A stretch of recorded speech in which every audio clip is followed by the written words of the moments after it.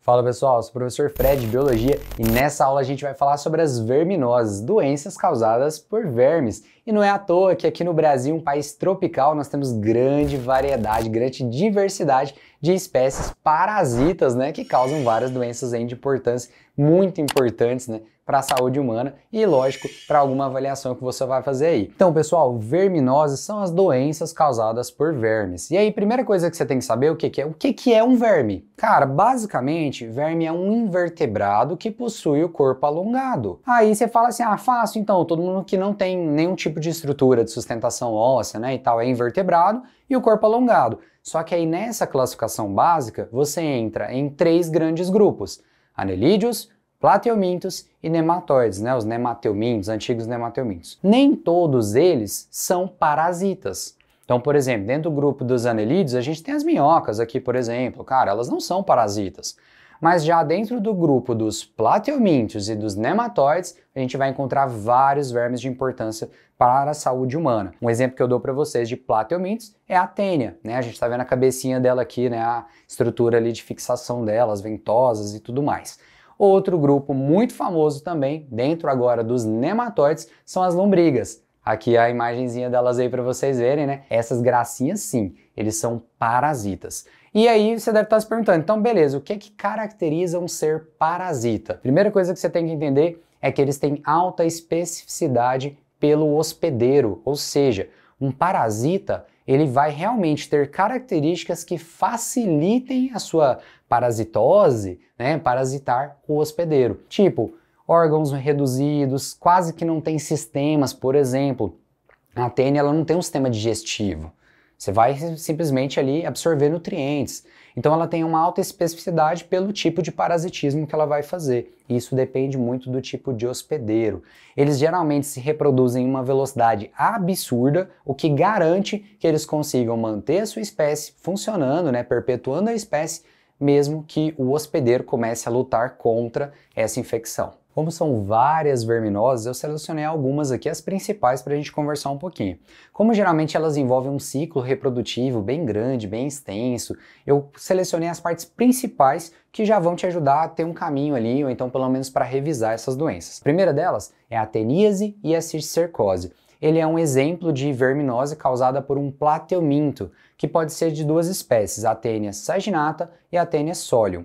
A primeira que a gente está vendo aqui é a Taenia solium. Ela é o parasita que a gente tem contato, né, com o porco, que seria o hospedeiro intermediário dessa espécie. Na Taenia solium, que a gente está vendo aqui, você consegue ver que ela tem 4 ventosas, só que elas são mais laterais na cabeça dela, no esclórex dela, e você também tem uma parte com os ganchos, que é essa segunda imagem que você está vendo aqui. Já a Taenia saginata é aquela que a gente tem o hospedeiro intermediário, a vaca. Repara que ela também tem 4 ventosas, só que elas são mais no topo desse escórex, né, dessa cabeça da tênia. Então dá para dar uma diferenciada através das imagens. Mas geralmente nas questões as duas são tratadas iguais, porque o ciclo delas é muito parecido. Os hospedeiros intermediários, já comentei, porquinho e a vaca. Quando nós nos alimentamos da carne delas, desses animais, contaminadas com a forma larval desse verme, a gente tem a doença que nós chamamos de teníase, ok? Então quando a gente fala de local da infecção, você tem o verme adulto, ele fica no seu intestino, aí nós temos a teníase. Agora, quando nós temos acesso aos ovos da tênia, nós vamos desenvolver uma outra doença, que é a cisticercose, e o local de infecção dela vai ser principalmente nos músculos e também no cérebro. É isso mesmo. E a questão do ciclo reprodutivo é que uma vez que você ingeriu o ovo, você desenvolverá a larva, e aí você tem a cisticercose. Agora, se você comeu a larva lá na carne do porco ou da vaca, você vai desenvolver o verme adulto, então você vai ter teníase. Primeira coisa que a gente tem que focar dentro do ciclo de vida da teníase e da cisticercose é as formas de contaminação. Como é que você vai pegar essa doença, tá? Como eu citei, quando você come a carne, né, de um animal, a vaquinha ou o porquinho, que teve contato com o ovo, o ovinho se tornou uma larva dentro dele. Então nessa imagem do ovo aqui, ó, você está vendo isso aí é um ovinho, né, de tênia. Esse ovinho dentro da vaca ou dentro do porco, vai na musculatura, vai se tornar a larva. E aí quando você comer uma carne mal preparada ou realmente ali com uma procedência horrível, né, mal assada, mal cozida, você vai ingerir a larva. Então a primeira forma de contágio da teníase, para você pegar a teníase, é comer carne de porco ou vaca mal preparada, mal passada. Ai meu Deus, Fred, não posso comer mais carne mal passada? Pode, desde que seja uma carne de boa procedência, que você tenha garantido ali que esse animal não teve contato com fezes humanas, com os ovos da tênia, beleza? E para ter cisticercose, como é que faz? Você vai ter que tomar água ou comer algum alimento contaminado com os ovinhos que eu mostrei aqui para vocês. Então se você pegou ali um alface, comprou lá, levou para casa, não lavou, não fez a higiene antes de comer, se ele estiver contaminado com esses ovos, você pode desenvolver a doença que nós chamamos de cisticercose. E como eu falei sobre o ciclo reprodutivo, cada quadradinho desse aí que você está vendo é o que nós chamamos de proglotes. No caso aqui, proglotes gravídicas ou grávidas, que elas estão lotadas de ovos ali. Estima-se ali de 200 até mais de 1.000 ovos para cada proglote dessa. A pessoa com a teníase faz suas necessidades em algum local, mesmo sem saneamento básico, por exemplo, e esses ovos acabam na água, podem ser utilizadas para os animais beberem ou pode ser utilizada na irrigação. E aí você está espalhando esses ovos aí. Já viu que a aula é meio nojentinha, né? Já viu que o negócio aqui é um pouquinho mais perigoso. Mas, cara, quando a gente fala de verminoses, sempre tem relação com o ciclo reprodutivo que tem a ver com o saneamento básico, com a falta de higiene. Então já fique esperto aí no seu dia a dia, você está lavando as mãos direitinho, aquele esquema todo, né? Qual que é o lugarzinho que você anda comendo ali para evitar esse tipo de doença. A próxima doença também é do grupo dos plateumintos, é a esquistossomose, né? A esquistossomose ela é causada por um vermezinho também plateuminto, que é o nome dele, a espécie dele é o Schistosoma mansoni. Ele causa uma doença, o nome, né? A esquistossomose ou esquistossomíase é meio difícil de lembrar, né? Mas o pessoal chama bastante de barriga d'água. Esse carinha aí também é bem interessante. E ele também tem um hospedeiro intermediário, nesse caso é um caramujo do grupo dos planorbídeos, do gênero Biophallaria. Esse caramujinho ele vai servir de hospedeiro intermediário apenas para que a fase larval se torne a fase infectante, por um motivo bem simples. O ciclo dele acontece dentro da água, então os ovos desse verme acabam chegando ali num meio da água, um rio, um lago, geralmente são lagos. O pessoal chama lagos de coceira. E lá, esse ovinho vai se tornar uma larva natante, que é chamada de miracídio. Essa larvinha natante vai procurar o caramujo. Lá dentro do caramujo, ela vai se transformar em cercária, que é uma larva infectante. E ela consegue entrar pela pele. E aí a gente começa a ter os problemas de saúde humanos. O local de infecção, né, onde é que essa infecção, onde é que esse verme ele vai atacar? Principalmente o fígado, o baço e também pode atingir vários outros órgãos, já que eles também podem entrar na corrente sanguínea e aí eles vão destruindo os tecidos ali. Mas principalmente o fígado e o baço. Como ele causa uma destruição celular, os tecidos começam a ficar bem infeccionados, vão acumulando muito líquido. Daí vem o nome barriga d'água. Sobre as formas de contaminação dessa doença, marca aí. É uma das que precisa entrar pela pele, que pode entrar pela pele. Então você não precisa comer nada. Como eu citei no comecinho do vídeo, sobre os laguinhos de coceira, né? Onde chega um esgoto ali com a pessoa que ficou doente, nas fezes foram liberados os ovos, caíram lá na água. E lá na água, ovinhos, que você está vendo aí na imagem, da esquistossomose, né? Do Schistosoma mansoni. Esses ovinhos se tornam miracídios, como eu falei, são as larvinhas natantes. Vão procurar o caramujo, no caramujo elas vão fazer uma reprodução assexuada e vão dar origem às cercárias, que é essas gracinhas que vocês estão vendo aí na tela. Repara que ela tem um formato bem pequenininho e ela vai conseguir penetrar a pele. Você está lá nadando de boa, elas entram na pele, dá uma coceirinha que só, mas elas caem na corrente sanguínea e vão chegar nesses órgãos que eu citei para vocês e vão começar a infecção. Dentro do nosso corpo, essa é a imagem dos adultos, né? A fêmea e o macho. É uma das espécies que apresenta o que a gente chama de dimorfismo sexual. Elas vão se reproduzir, os ovos vão para dentro da parede, da membrana ali que envolve o intestino e depois caem dentro do intestino e são liberados nas fezes e aí eles vão procurar contaminar outro ser vivo. Então, galera, antes da gente continuar e agora ver alguns exemplos de doenças causadas por vermes do grupo dos nematóides, eu quero te falar um negócio. Poxa, já mete o dedo nesse like aí, né? Fala sério, né? A aula tá bem específica, bem direitinho nos pontos principais ali, tô marcando bem. Então, deixa o like aí. E agora a gente vai falar sobre uma das doenças dos nematóides, e a mais famosa de todas, para falar a verdade. É a famosa lombriga, ou ascaridise, que é causada por um verme chamado de Ascaris lumbricoides. A lombriga, diferente da teníase, por exemplo, que a gente só tem um verme dentro do intestino, a lombriga você pode ter quantos couber, e acreditem, cabem milhares, muitos, mas são muitos. Eles podem chegar a quase 40 centímetros, tem macho e fêmea, e enquanto tiver espaço eles estão se reproduzindo. Vai causar um monte de problema, principalmente, né, a falta de nutrientes, né? Então você tem a desidratação, você também tem a desnutrição, tudo isso vai afetar, pode causar anemia também, porque eles vão estar consumindo tudo que tem dentro do seu organismo, que tem relação lá diretamente com o intestino. A Ascaris lumbricoides, ela não tem hospedeiro intermediário, por isso que a gente classifica esse tipo de ciclo como monoxeno. Ah, Fred, mas e os outros? Quando tem hospedeiro intermediário, a gente fala heteroxeno. Ok? Então, nesse caso, não tem hospedeiro intermediário, só a gente. Então, a doença ela começa e ela completa, chega à fase adulta, né? Os vermes chegam à fase adulta dentro do meu corpo, belezinha? Bem simples. Onde é que ela ataca? Principalmente o intestino, mas aí que vem a sacada legal desse verminho. Para ele chegar lá no intestino, ele adora passar pela sua corrente sanguínea, fígado e pulmão. Sim, garotos, ele dá uma passada lá na sua traqueia, nos seus alvéolos e também na sua garganta, onde você vai engolir ele de novo para que ele consiga chegar lá no seu intestino.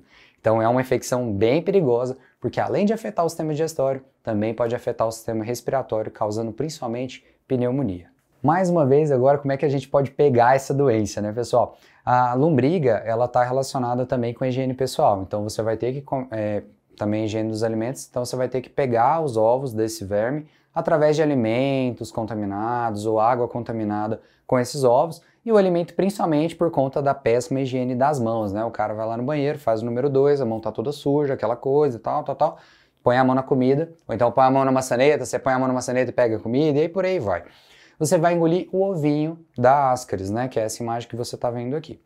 Esse ovinho, ele vai entrar no seu sistema digestório, eles vão perfurar a parede lá do seu sistema digestório, vai cair na corrente sanguínea. Eles vão rodar o sistema circulatório, vai cair no fígado.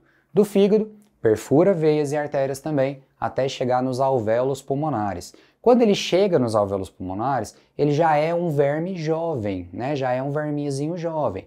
Ele vai fazer uma escalada nos brônquios, até a traqueia, chegou aqui na garganta, vai causar um incômodo em você, você vai engolir ele novamente. Agora sim, ele vai ficar no seu intestino, porque ele já vai se tornar um verme adulto. E ali ele vai se reproduzir, vai botar mais ovos. Alguns ovos vão ser liberados junto com as fezes, outros vão perfurar a parede do intestino, cair na corrente sanguínea e fazer o ciclo todo de novo. Que é esse que a gente está especificando aqui nessa imagem. Então é realmente uma montanha-russa, tá? Desce, verme jovem, sobe ovinho de novo, desce, sobe. E assim vai aumentando a sua infecção, vai aumentando o número de vermes, enquanto isso você também está liberando ovos nas fezes, que pode contaminar geral. Lógico que isso é uma doença que acontece muito mais em regiões onde o saneamento básico praticamente não existe. Outra verminose que a gente separa aqui é a famosa ancilostomose. Não conhece? Não é tão famosa? Você tem certeza? E o nome amarelão? Ah, agora sim, né, pessoal? Essa verminose também é causada aqui por um tipo de verme do grupo dos nematóides, e desse caso pode ser causado por dois vermes diferentes, Ancylostoma duodenale e o Necator americanus. Esses dois carinhas podem causar os mesmos sintomas, né, que a gente vai enquadrar como a mesma verminose. Nesse caso também não tem hospedeiro intermediário, então também é do tipo monoxeno, e o ciclo começa e termina dentro do nosso organismo. Locais de infecção, sistema circulatório, sistema digestório, e também vai afetar o sistema respiratório, porque tem o mesmo esqueminha lá da Ascaris, tá? De ir para a corrente sanguínea, buscar os alvéolos pulmonares e ser engolido novamente para completar o seu ciclo de desenvolvimento, né? De ovo para jovem verme para verme adulto que consegue se reproduzir. A diferença da contaminação dessa doença é que ela deixa o ambiente aquático ou alimentos contaminados para estar no solo úmido. Como assim? Depois que o ciclo se completa, você tem adultos no seu corpo, eles estão se reproduzindo no intestino, os ovos saem junto das fezes e os ovos vão eclodir vermezinhos, né, na forma infectante que ficam ali no solo úmido ou próximo de fonte de água. Então, se você andar descalço, é isso que vai acontecer, eles vão penetrar a pele dos seus pés ali. Então, é uma doença muito comum em regiões onde você não tem saneamento básico e também não tem condições, né, de calçados ou higiene pessoal. Então vai ser fácil a propagação dessa doença. E por que ela se chama amarelão? Porque esses caras, o apelido deles é ser vampirinho. Eles vão grudar lá no seu sistema circulatório, no intestino também, no fígado, por exemplo, vão sugando seu sangue. Isso diminui a quantidade de glóbulos vermelhos e você desenvolve a doença que nós chamamos de anemia. Nessa imagem você consegue perceber a diferença que é uma pessoa com anemia e uma pessoa normal. A falta de sangue é descarada ali e a pessoa realmente fica amarela, pálida. A última verminose que eu separei para vocês, né, eu sei, infelizmente tem que ser a última, né, porque são um monte, senão meia hora de vídeo aqui. A próxima é o que a gente chama de filariose ou elefantíase. Ela é causada por um vermezinho chamado Wuchereria bancroft e esse cara, ele vai causar a doença, né, muito famosa, que é a elefantíase, né, aquele inchaço, acúmulo de líquido e inchaço, principalmente em estruturas que a gente chama de extremidades, né, perna, mão, testículos, mama, pode acontecer. Esse vermezinho, ele é transmitido por um hospedeiro intermediário que na verdade é um vetor, é um mosquito do gênero Culex. Então, sim, ele faz lá a contaminação, ele se contamina picando alguém que tem esse problema, tem essa infecção, e ele vai transmitir para outras pessoas. Então, diferente daquelas outras, que era um alimento, ou uma água, ou andar descalço, ou entrar na água, aqui não, é um mosquitinho que leva essa doença até você, essa infecção por verminose até você. E lembra que eu falei da especificidade entre hospedeiro e o parasita? Nesse caso é bem legal. Os jovens vermes, eles vão para a superfície da sua pele bem no horário em que o mosquito adora te picar, que é o entardecer e à noite. Então isso que é interessante, né, na evolução. Os jovens vermezinhos, eles vão para a parte mais superficial da sua pele, mais para a noite, onde o mosquito vai conseguir picar você e eles vão conseguir infectar o mosquito. Então ele também é uma vítima do sistema aí, beleza? Então, locais de infecção, eles vão ficar principalmente nos vasos linfáticos, que é um sistema circulatório que nós temos, tá? Faz parte ali do sistema circulatório, só que em vez de estar transportando líquido sanguíneo, vai estar transportando um líquido ali, resíduo, né, do nosso organismo. Realmente seria o sistema circulatório do lixo, digamos assim, só para você entender. Vai estar circulando resíduos do seu corpo. E aí você desenvolve a doença chamada de filariose. Tá? Filariose. Você tem uma infecção causada por o vermezinho lá, a filária. Tudo bem? Se isso se prolongar, essa infecção aumentar, pode dar origem à elefantíase, onde vai atrapalhar a movimentação do sistema linfático, vai acumular líquido e vai causar elefantíase. Então não é logo de cara, tá? Então a filariose ela pode desenvolver, pode dar origem, né, a um problema de elefantíase, que vai acometer principalmente as extremidades, pernas, testículos, como eu comentei, a mama, mão também é muito comum. E sobre as formas de contaminação, nessa aqui realmente está relacionado com tratar os pacientes, né, isolar os pacientes de insetos, por exemplo, porque a transmissão é por mosquitos. Para a gente encerrar o nosso vídeo, eu não comentei, foi falando um pouquinho entre cada um deles, mas como é que são as formas de profilaxia, as formas de você evitar esse tipo de contaminação.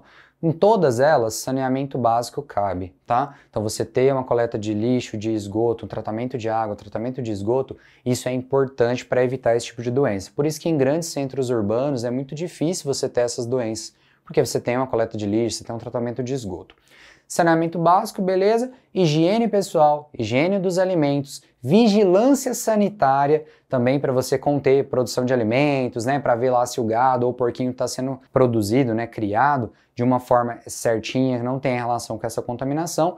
E principalmente tratar os doentes, tá? Tratar os doentes.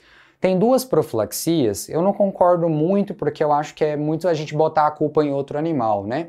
Seria o controle dos hospedeiros intermediários, no caso lá do caramujo, que a gente tem na esquistossomose, e no caso do mosquito, que a gente tem aqui na filariose. Se você parar para pensar, se você trata os doentes e isola eles, o caramujinho não vai ser hospedeiro intermediário, porque essa doença não está no ambiente. E o mosquitinho também não vai ser. Mas geralmente aparece para vocês também que controlar os vetores é uma forma de profilaxia. Pessoal, vou ficando por aqui, espero que você tenha gostado dessa aulinha. Eu selecionei ali os principais e fui botando os pontos principais, não fiquei muito preso naqueles ciclos, porque eu tenho certeza que você está estudando e está aqui só para te dar aquela forcinha. Então qualquer dúvida ou sugestão, deixa aí nos comentários, você já sabe como é que é. Todo o material para você continuar os seus estudos está aí na descrição do vídeo. Até a próxima, tchau, tchau!